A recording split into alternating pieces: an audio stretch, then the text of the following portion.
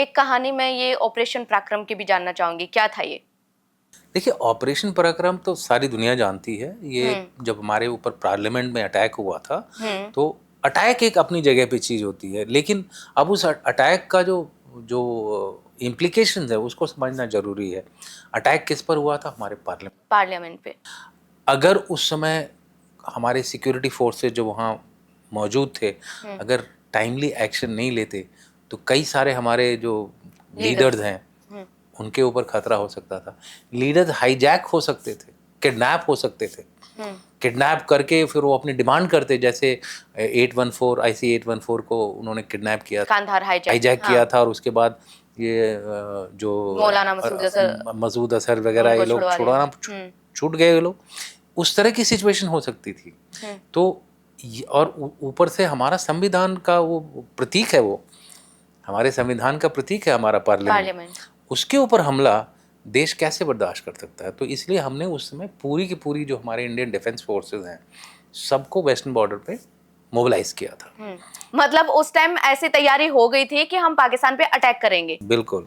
तो वो तो बोल के बोला था, तो बताया था कि भाई हम हमला करेंगे पाकिस्तान पर, पूरी फौज हमारी तैनात हो गई। उस समय मैं जो था जम्मू एंड कश्मीर में अपनी बटालियन कमांड कर रहा था। तो उस समय भी बहुत सारे एक्शंस हुए। उसमें मैं क्या बोलते हैं, कर्नल था आर्मी में, और एक के बाद एक हम लोगों का क्रॉस बॉर्डर फायरिंग, रेड, ये सारी चीज़ें होती रहती थी। लेकिन एक एक जो कन्वेंशनल अटैक होता है वो हमने नहीं किया।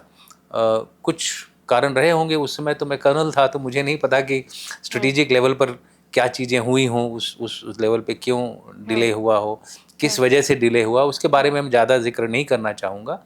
लेकिन ये डिप्लॉयमेंट हमारी करीबन 1 साल चली, तकरीबन 1 साल चली, और उस दौरान छोटे छोटे बहुत सारे एक्शंस हुए। उसी तरह के हमने, हमारी बटालियन ने उस समय एक एक्शन किया था दुश्मन के ऊपर, जिसकी वजह से दुश्मन जो है अपने इलाके में तकरीबन 1 महीना तक हरकत नहीं कर पाया।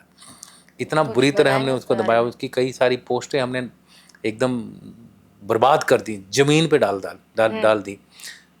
उसकी वजह से रक्षा मंत्री उस समय के खुद मेरी बटालियन में आए, और उन्होंने ट्रुप्स के साथ बड़ा खाना बोलते हैं हम, जो लंच किया हमारे जो ट्रुप्स थे, और डिवीजन के बाकी भी ट्रुप्स को बुलाया गया था, क्योंकि सभी ने अच्छा काम किया था। तो वो हमारी बटालियन इसलिए सेलेक्ट की थी क्योंकि वो जो ऑपरेशन हुआ था वो हमारी बटालियन ने उसमें थोड़ा सा, आप कह लीजिए कि ज़्यादा अच्छा इफेक्ट परफॉर्म किया था। तो उस समय जो रक्षा मंत्री जो थे वो श्री जॉर्ज फर्नांडिस जी थे, और उनका जो मोटिवेशन हमारे ट्रूप्स को मिला, उनका पर्सनली आने का, कैसे मैं बताऊंगा कि मोटिवेशन कैसे कैसे एक अच्छा लीडर अपना छाप छोड़ता है, चाहे वो जरूरी नहीं है कि वो आर्मी का हो या सिविल का हो।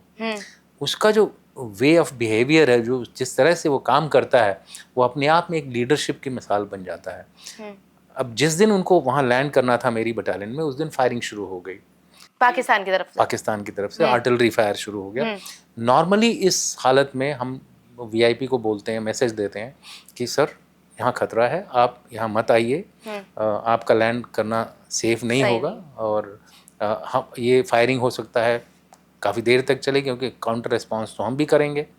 अगर वो हमारे पर वो करेगा तो हम तो उसको डबल मारेंगे, अगर वो डबल मारेगा तो हम 4 गुना मारेंगे। वो हमारा उसूल वही रहता है, फौजी का एक उसूल है कि हमारे लिए दुश्मन जो है मारने के लिए है, ये नहीं कि हम जाके मर जाएं। इस प्रोसेस में अगर हमारे को गोली लग गई तो वो अलग बात है। जॉर्ज फर्नांडिस जी ने मैसेज भेजा हम लोगों को, अगर तुम वहां रह सकते हो तो मैं क्यों नहीं आ सकता। ये होती है एक लीडर की, जो एक लीडर का जो पहचान होती है ना, वो ये होती है। वो जरूरी नहीं है कि वो यूनिफॉर्म पहने, और वो आए, आगे तक गए, जहां फायरिंग हो रही थी, मेरे साथ उन्होंने हेलमेट पहना, मेरे साथ गए, मैंने उनको ब्रीफिंग करी, उसकी फोटोग्राफ है, लेकिन इस समय मेरे पास यहाँ दिल्ली में नहीं है, बट मैं जाऊँगा घर, अगर वो मिल जाती है तो आपको मैं शेयर करूँगा। मेरी और उनकी आपस में बातचीत जब हो रही थी, हम सब हेलमेट में थे, वो हेलमेट में नहीं थे। तो ये भी मैं आपको बता दूं। खैर वो तो जहाँ बातचीत कर रहे थे वो थोड़ा सेफ इलाका था, इसलिए उन्होंने अपना हेलमेट निकाल लिया था। तो कहने का मतलब है कि एक और पराक्रम में ऐसे बहुत सारे किस्से हुए हैं। अगर आप किसी और आर्मी ऑफिसर को बुलाएंगे, उसकी बटालियन का अलग किस्सा होगा। तो छोटी छोटी लड़ाइयाँ होती रहीं कश्मीर के इलाके में, जम्मू कश्मीर के इलाके में, लेकिन एक मास स्केल पे, बड़े स्केल पे युद्ध नहीं हो पाया। यानी 1999 करगिल वॉर जो हुआ, उसके बाद जब ये पार्लियामेंट अटैक हुआ तो इंडिया एक अटैक पाकिस्तान पे कर सकता था, लेकिन किया नहीं। और शायद इसी की वजह से, कहीं ऐसा तो नहीं है कि मुंबई अटैक हो गया 26/11? देखिए, इन सब चीज़ों के बारे में एक वो ओपिनियन बनाना, ये अपने आप में मैं कहूँगा कि एक तरह से गेस वर्क है। लेकिन अगर आप लॉजिकली देखें तो हो सकता है जो आप बात बोल रही हैं वो सही हो, क्योंकि हमने कुछ ऐसा एक इमेज प्रोजेक्ट किया, क्योंकि हम बोल के गए कि हम वॉर करेंगे और किया नहीं। वॉर, युद्ध के लिए जा रहे हैं। जो जो दूसरी कहानी ये है कि हमने बिना युद्ध किए ही अपना जो मकसद था पाकिस्तान को बुरी तरह से ज़मीन पे गिरा दिया, जिसकी वजह से उनको सीज़ फायर एग्रीमेंट करना पड़ा। पाकिस्तान ने अप्रोच किया 2003 में सीज़ फायर एग्रीमेंट के लिए, और वो एग्रीमेंट आज तक एक्चुअली ख़त्म नहीं हुआ है। उसको दोबारा हमने रिवाइव किया 2021 में। जब फिर दोबारा उनकी एक्टिविटीज़ बढ़ने लगी तो 2021 में उसी एग्रीमेंट को हमने आगे बढ़ाया। तो अब ये नहीं कह सकते कि ये पूरी तरह से अनसक्सेसफुल था। ये मैं ज़रूर कहूँगा कि हाँ, इतना मोबिलाइजेशन इतना बड़ा किया तो शायद हमको कुछ एक्शन ज़रूर लेना चाहिए था, जैसा कि अब हो रहा है। अब आप देखिए, कुछ भी अगर कार्रवाई पाकिस्तान करता, और हमें यकीन है कि ये पाकिस्तान की धरती से हुआ है, पाकिस्तान के सपोर्ट से हुआ है, वही इसके आका हैं, तो हम लोग मार रहे हैं, और इतनी बुरी तरह मार रहे हैं कि 3 दिन 4 दिन के अंदर ही वो ज़मीन पे आ जा रहा है।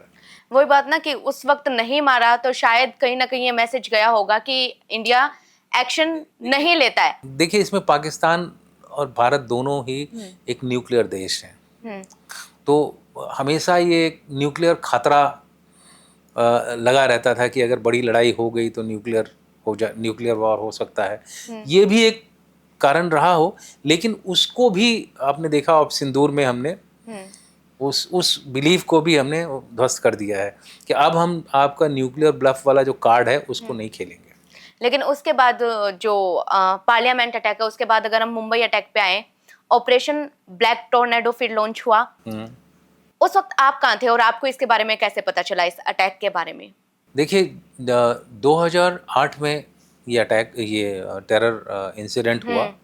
2008 में के आखिरी 2008 में मैं अमेरिका में था, यूएसए में। तो मुझे पता तो चला टीवी से, अमेरिका में टीवी न्यूज़ देख रहा था, लेकिन मुझे ये नहीं पता था कि मैं कुछ दिनों बाद इसी फोर्स के अंदर डेपुटेशन पे जाऊंगा, वहाँ एनएसजी में। वहाँ से मैं आया, मैंने एक ब्रिगेड कमांड करी। वो बहुत चैलेंजिंग ब्रिगेड है, पुंछ के इलाके में है वो ब्रिगेड, और उस ब्रिगेड का जो इलाका है वो हमेशा एक्टिव रहा है, अभी भी एक्टिव रहता है।